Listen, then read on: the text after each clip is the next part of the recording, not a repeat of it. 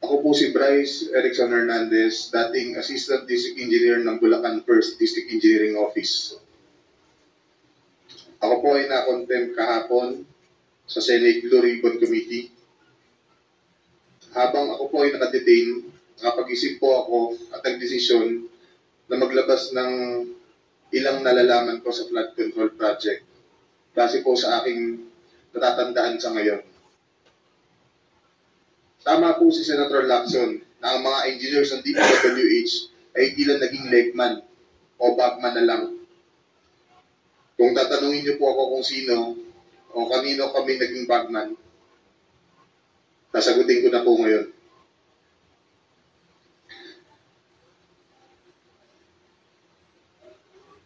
Sabi ni Senator Marcoleta kahapon, ligtas ka na. Hindi po ito totoo. Si Senator Jinggoy Ejercito Estrada, Senator Joel Villanueva, Yusek Robert Bernardo, at D. Alcantara.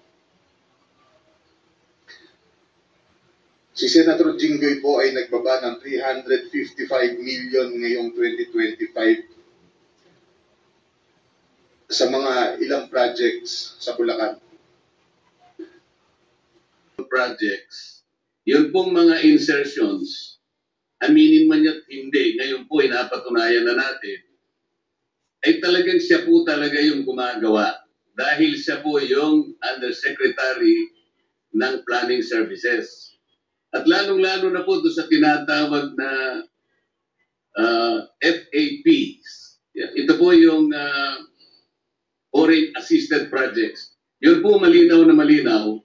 Ipinakita ko po, Mr. President, yung sulat ng DBM noong July 2023 na kung saan sinabi mismo sa kanya, please adhere strictly to sa mga ceilings na binibigay namin sa inyo. Dahil napansin po ng DBM, magmula po ng 2022, 2023, pinapalitan po niya hanggang sa 2024.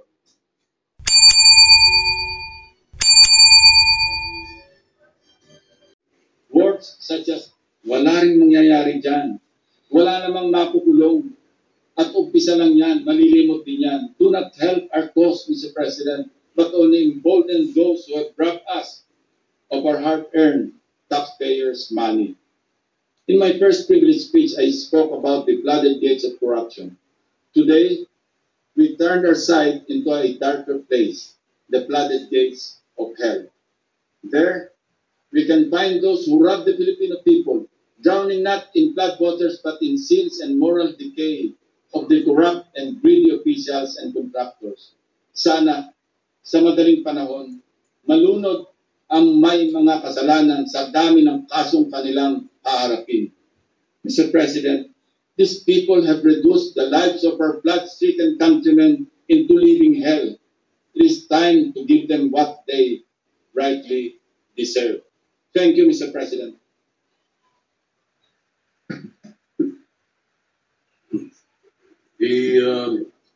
I see that the Senator Rodante Marcoleta is seeking the floor.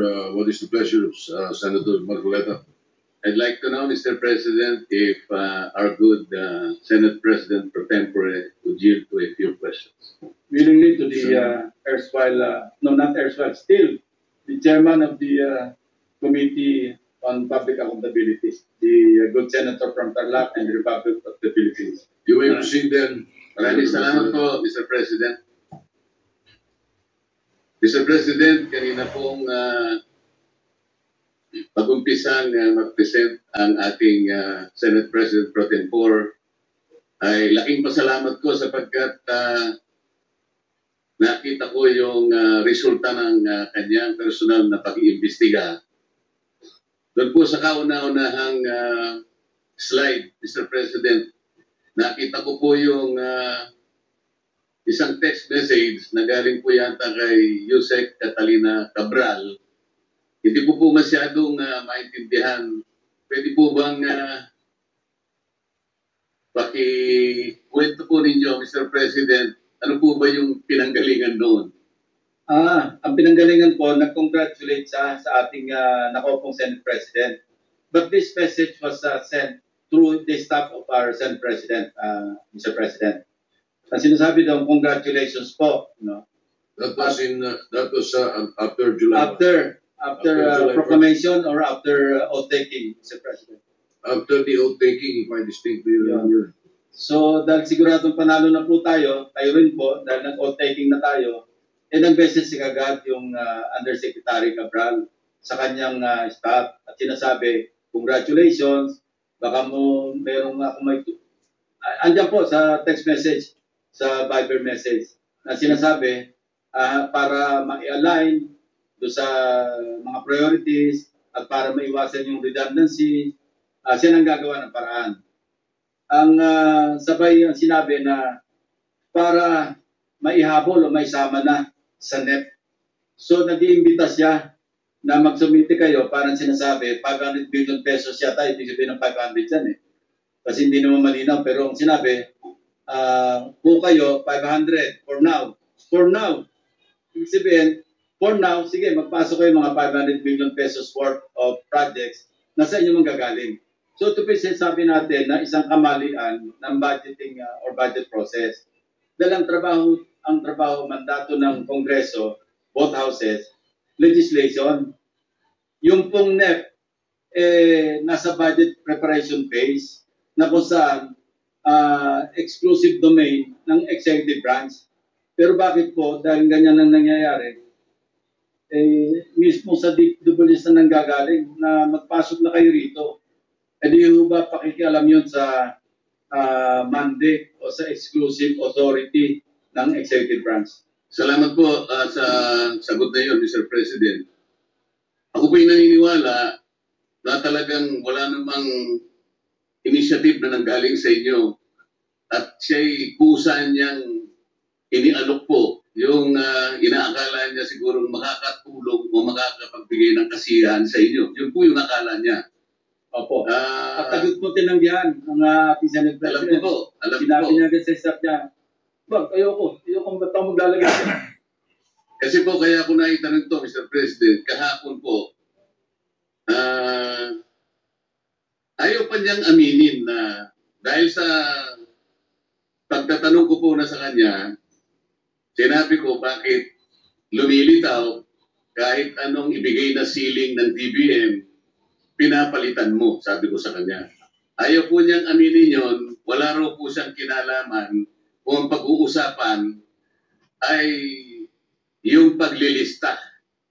Wala raw siyang kinalaman. Ngayon po, malinaw na nagsisinungaling talaga siya sapagkat naipakita ko po kahapon, Mr. President, lalong-lalo na po sa flood control projects, yun pong mga insertions, aminin man niya hindi, ngayon po inapatunayan na natin, ay talagang siya po talaga yung gumagawa dahil siya po yung Undersecretary ng Planning Services.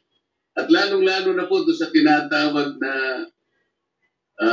FAPs. Ito po yung Foreign Assisted Projects. Yun po malinaw na malinaw. Ipinakita ko po, Mr. President, yung sulat ng DBM noong July 2023 na kung saan sinabi mismo sa kanya, please adhere strictly dun sa mga ceilings na binibigay namin sa inyo. Dahil napansin po ng DBM, magmula po ng 2022, 2023, pinapalitan po niya hanggang sa 2024.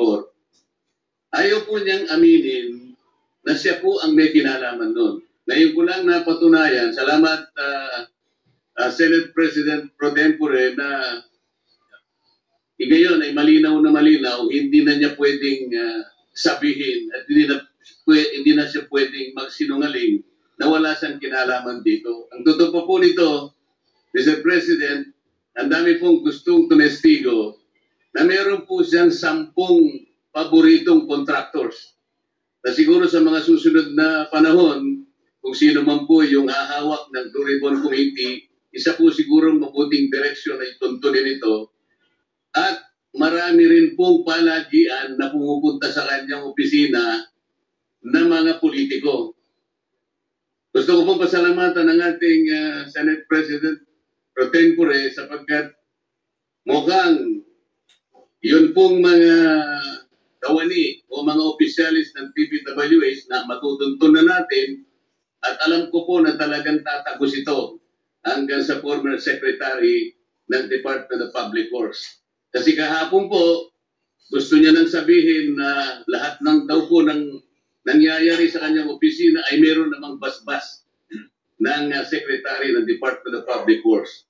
Ngunit ang gusto ko pong tuntunin, Mr. President, kung nakita na po natin unti-unti at saan papunta at sinong may kasalanan sa Department of Public Works at nailitaw na rin po sa pagsusuri at sa personal na pag-iimbestiga ng ating colleague, ang mga contractors na talagang, kung pagsasamahin po natin mga contractors na ito at saka yung mga opisyalis na nabubunyag ngayon, siguro po yung salitang walang o halang ang kaluluwa ay is an understatement. Ang gusto ko pong malaman ngayon, bakit po kaya sila ganun kalakas ang loob? Bakit parang hindi na po milyon eh? Bilyon-bilyon na po ang naipatatalo at hindi naman po nila pera yun. Pera po ng taong bayan.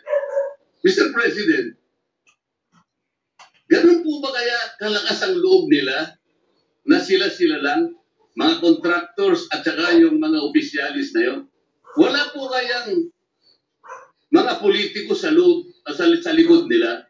Sana po matukoy yung tunay na mga proponents para po yung walang kasalanan ay hindi po nadadamay. Mahirap po na magbanggit sila ng pangalan dahil ito pong nagbabanggit ng pangalan ngayon ay galing lang sa amin kahapon at napatunayan ngayon ng bilyon-bilyon ang ginagasta at magdadamay siya. At meron pong nag-text sa akin sa magitan ng emissary ng abogado ng Diskaya, Mr. President. Meron po palang isang congressman, kanina pong nag-hearing sila, nakausap yung abogado ng Diskaya. Kailangan, meron kayong matukoy na senador sapagkat makokontent kayo. Nasa akin po yung text message, Mr. President. Sa mga tweet, gusto lang nilang magpangalan. Hindi po mabuti yun. Kailangan po, sa tulong na rin po ni Senator Lacson, total naumpisan na yung mga contractors, naumpisan na itong mga kawani at opisyalis ng TPWH na talagang kandidato na po talaga sa impyerno, matukoy po talaga kung sino-sino po yung palaging kausap ni Yusek Cabral na sila po yung sindikato dito. Para po yung walang kasalanan ay huwag pong madamay. Maraming salamat po, Mr. President. Salamat po, Your Honor. Maraming salamat po rin sa ating distinguished gentleman from Tarlac and the Republic of the Philippines.